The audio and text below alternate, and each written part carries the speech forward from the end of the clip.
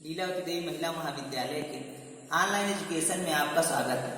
हम लोग इस समय पढ़ रहे हैं उभरते समाज के प्रमुख मुद्दे, जिसमें सबसे पहले आज हमें देखना है निःशुल्क और बाल शिक्षा का अधिकार अधिनियम 4 अगस्त 2009।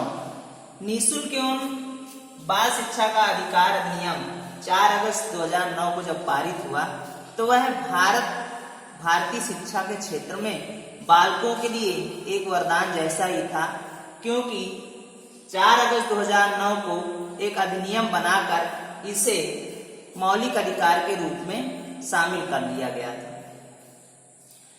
ऐसा नहीं है कि यह पहला कानून था निःशुल्क एवं अनिवार्य शिक्षा के क्षेत्र में। इससे पहले संविधान में नीति निर्देशक तत्वों के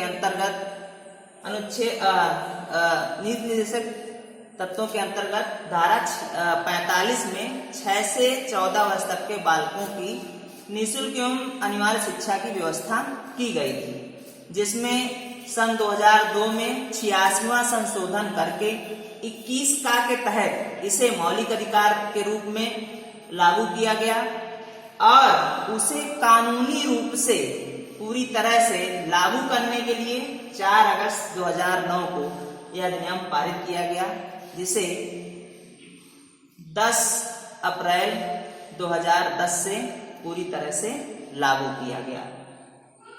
इस अधिनियम के तहत अब भारत में किसी भी वर्ग जाति के बालकों को निःशुल्क एवं अनिवार्य शिक्षा प्रदान की जाती है, जो 6 से लेकर 14 वर्ष तक के अंतर्गत आते हैं। इस आयु वर्ग के आने वाले बालकों को देश में कहीं पर भी किसी भी विद्यालय में यह शिक्षा प्रदान की जाएगी बिना किसी भेदभाव के। इसके बाद अब हमें देखना है बचपन छीनता बाल श्रम। निःशुल्क एवं अनिवार्य बाल शिक्षा में बाधक।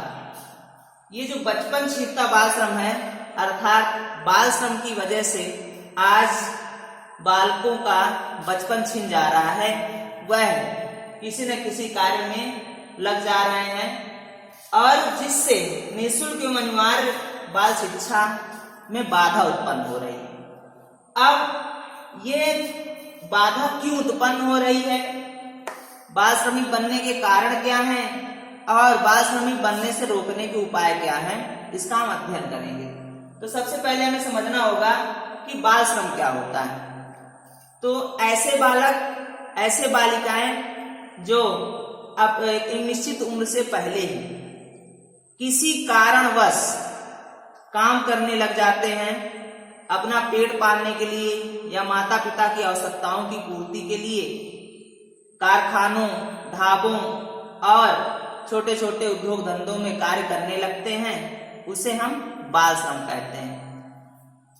अब बाल श्रमिक बनने के मुख्य कारण कौन से हैं? तो सबसे पहला है अत्यधिक गरीबी।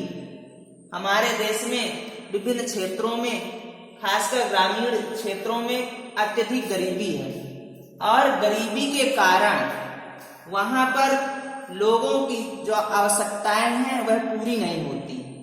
आवश्यकताएं पूरी न होने के कारण अभिभावक अपने बच्चों को छोटे छोटे कार्यों में या छोटे छोटे उद्योग धंधों में लगा देते हैं, जिससे वह पढ़ना लिखना छोड़कर काम करने लगते हैं और बाल श्रमिक बन जाते हैं। दूसरा है सामाजिक कारण। विभिन्न समाजों में जब अभिभावक अपनी आवश्यकताओं को पूरा नहीं कर पाते हैं, बालकों का, अपने बच्चों का पेट नहीं भर पाते हैं, तो वे उन बालकों को किसी न किसी क्षेत्र में कार्य करने के लिए लगा देते हैं और उस समाज का वह प्रचलन हो जाता है कि उस समाज में सभी लोग ऐसा ही करते हैं। अपने बालकों को एक निश्चित उम्र न प्राप्त करने के पहले ही उनकी शिक्षा दीक्षा न पूरी हो, उससे पहले ही उन्हें विभिन्न कारखानों में काम पर भेज देते हैं, जिससे वह बाल श्रमिक बन जाते हैं। इसके साथ है प्राकृतिक कारण। हमारे देश में विभिन्न क्षेत्रों में गरीबी है और वहां पर प्राकृतिक रूप से संसाधन भी उपलब्ध नहीं है, जिसकी वजह से वहां पर रहने वाले अभिभावक अपने बच्चों को विभिन्न कार्यों में कार्य करने के लिए मजबूर होते हैं या विभिन्न कार्यों में भेजने के लिए मजबूर होते हैं। जैसे जिन क्षेत्रों में कृषि आदि के कार्य होते हैं वहां पर माता पिता अपने साथ बच्चों को भी कृषि कार्य आदि में संलिप्त कर लेते हैं, जिससे वह बाल श्रमिक के रूप में कार्य करते हैं। इसके बाद है जनसंख्या वृद्धि का दबाव। हमारे देश भारत में जनसंख्या वृद्धि का अत्यधिक दबाव है। आप सभी जानते हैं कि जनसंख्या के क्षेत्र में भारत का दूसरा स्थान है, और जब एक ही माता पिता की कई संतानें होती हैं तो वह उनका भरण पोषण सही से नहीं कर पाते हैं। भरण पोषण सही से न होने की वजह से वह शहरों की ओर पलायन करते हैं और शहरों में जाकर वह शिक्षा से वंचित होते हैं और छोटे छोटे कार्यों को करना प्रारंभ कर देते हैं, जिससे वह बाल श्रमिक बन जाते हैं या बाल श्रमिक बनने का यह भी एक कारण है। इसके बाद है अशिक्षा। हमारे देश में आज भी बड़ी संख्या में लोग अशिक्षित हैं और उनके अशिक्षित होने की वजह से वह शिक्षा के महत्व को नहीं समझते हैं और बालकों को वह विभिन्न श्रम आदि में लगा देते हैं, जिससे उनकी आवश्यकताओं की पूर्ति हो सके। अशिक्षित होने के कारण माता पिता बालकों की शिक्षा पर ध्यान नहीं देते हैं, जिससे वह बाल श्रमिक बन जाते हैं। इसके बाद है प्राकृतिक संपदा की कमी। हमारे देश में आज विभिन्न क्षेत्रों में प्राकृतिक संपदा की कमी होती जा रही है। जैसे किसी क्षेत्र में पानी की कमी हो जाना, वहां पर पेड़ पौधों जंगलों की कमी हो जाना, या विभिन्न प्रकार से उन संसाधनों का अभाव हो जाना जिनसे वहां पर रोजगार लोगों को प्राप्त होता था, और उन प्राकृतिक संपदाओं की कमी की वजह से अब उनको रोजगार नहीं मिल रहा है और ऐसी दशा में वह पलायन करते हैं और शहरों में जाकर वह पूरी तरह से बाल श्रमिक के रूप में कार्य करने लगते हैं। इसके बाद है पारिवारिक विघटन।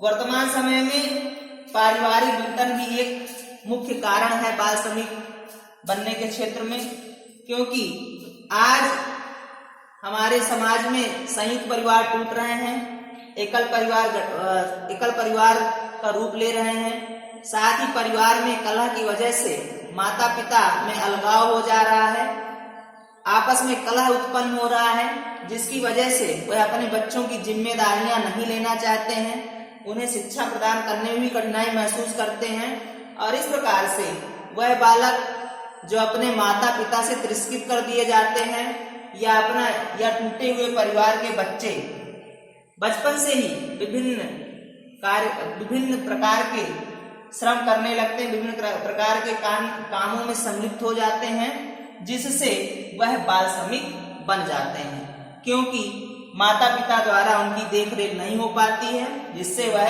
अपना पेट भरने के लिए बाल श्रमिक बन जाते हैं। इसके बाद हमें देखना है कि बाल श्रमिक बनने से रोकने के उपाय क्या हैं, किस प्रकार से हम इन बाल श्रमिकों को रोक सकते हैं या शिक्षा के क्षेत्र में उनको फिर से हम ला सकते हैं वापस।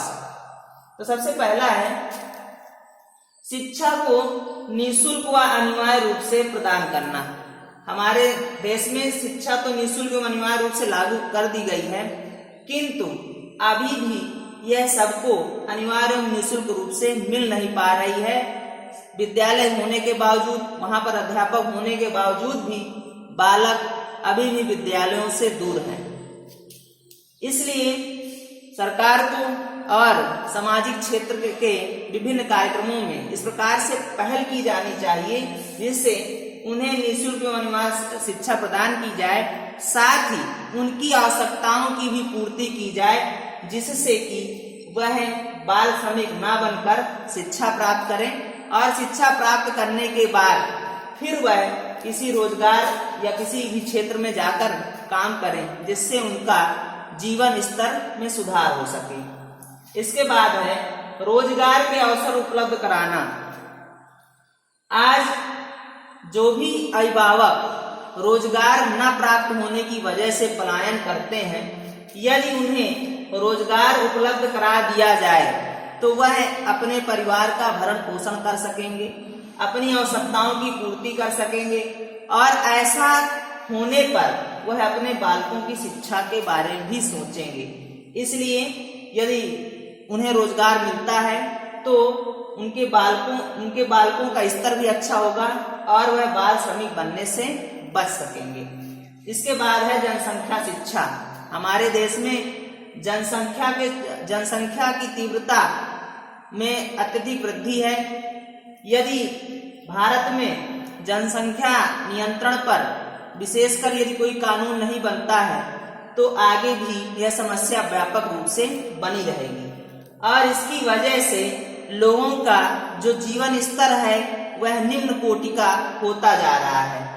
एक एक कमरों में या एक एक बिल्डिंग में रहने वालों की संख्या इतनी ज्यादा है कि वह सही से वहां पर जीवन यापन भी नहीं कर पा रहे हैं। इसलिए जनसंख्या शिक्षा प्रदान की जाए। जब माता पिता की कम संतानें होंगी तो वह उनकी देखरेख कर सकेंगे, उनके शिक्षा के बारे में सोच सकेंगे और उन्हें बाल श्रमिक बनने से भी रोकेंगे। इसके साथ है प्रौढ़ शिक्षा कार्यक्रम। हमारे समाज में वह बुजुर्ग या ऐसे लोग जो अपने समय में शिक्षा नहीं प्राप्त कर सके हैं उन्हें प्रौढ़ शिक्षा कार्यक्रम के अंतर्गत शिक्षित किया जाए, जिससे वे शिक्षा के महत्व को समझें और अपने परिवार के जो भी बालक हैं उन्हें वह शिक्षित करें और उन्हें बाल श्रमिक बनने से रोके, क्योंकि शिक्षा के द्वारा ही वह समझ पाएंगे कि शिक्षा कितनी आवश्यक है और यदि वह शिक्षा नहीं प्राप्त कर सकेंगे तो उनका जीवन भी अंधकारमय होगा। तो इस प्रकार से बाल श्रम को रोका जा सकता है विभिन्न प्रकार के उपाय करके। इसके बाद हमें देखना है बचपन बचाओ आंदोलन।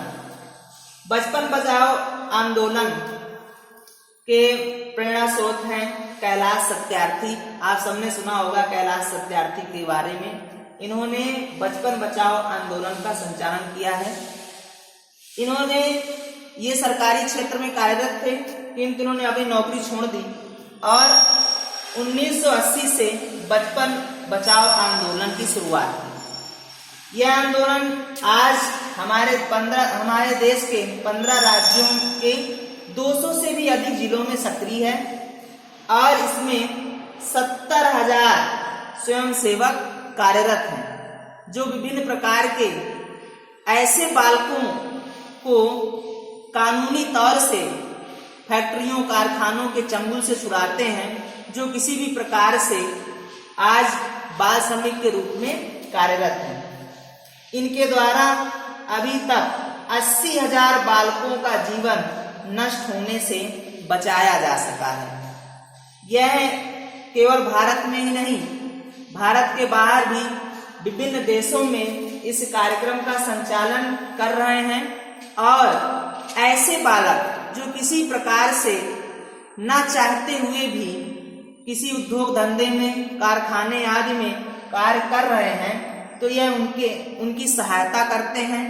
यदि माता पिता या अभिभावक उनकी देखरेख नहीं कर सकते हैं तो इनके द्वारा अपने जो अपने आश्रम बनाए गए हैं, जो अपने संस्थान बनाए गए हैं, उन आश्रमों में, उन संस्थानों में ऐसे बालकों को स्थान दिया जाता है, रहने की व्यवस्था की जाती है जिनके माता पिता उन्हें अपने पास रखने में सक्षम नहीं है। कैलाश सत्यार्थी ने 1998 में जो 103 देशों में बचपन बचाओ आंदोलन संबंधित एक यात्रा चल रही थी उसका इन्होंने नेतृत्व भी किया है और 2014 में इन्हें नोबेल पुरस्कार, शांति के क्षेत्र में नोबेल पुरस्कार भी प्राप्त हुआ है, जिसके बारे में आप सबने जो है सुना भी होगा। तो बचपन बचाओ आंदोलन ऐसे बालकों की सहायता के लिए कार्य कर रहा है जो किसी भी कारणवश विभिन्न उद्योग धंधों, कल कारखानों आदि में कार्यरत हैं, जो वहां पर अपनी आवश्यकताओं की पूर्ति के लिए कार्य कर रहे हैं। वह उनको मुख्य धारा से जोड़ने का प्रयास करते हैं और उनके शिक्षा की व्यवस्था भी इनके द्वारा की जा रही है।